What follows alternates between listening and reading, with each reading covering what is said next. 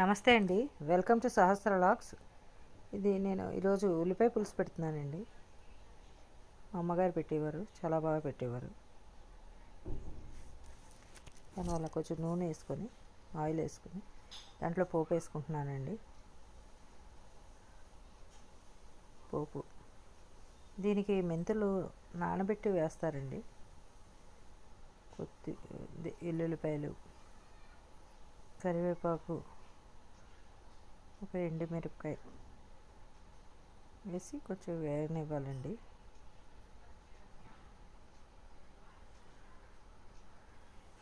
బాగా వేగిన తర్వాత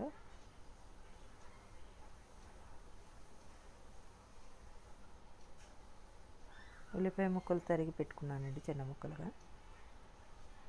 పోపు వేగింది, పోపులో వేస్తున్నానండి ఈ ఉల్లిపాయ ముక్కలు. చిన్న ముక్కలుగా తరుగుకుంటే బాగుంటుందండి.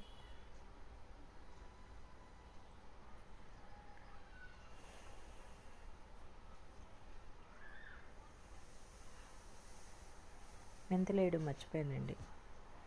మెంతులు నానబెట్టి ఉంచుకున్నాను, అవి వేస్తున్నాను. మెంతులు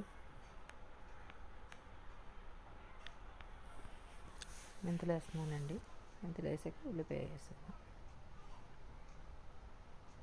ఉప్పు వేసుకుంటున్నానండి, సరిపడేంత ఉప్పు వేసి ఉల్లిపాయ ముక్కలు చిన్నగా అయ్యే వరకు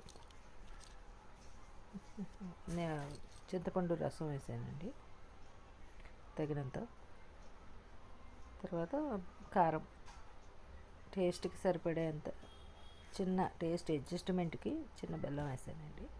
ఇది బాగా మరిగిన తర్వాత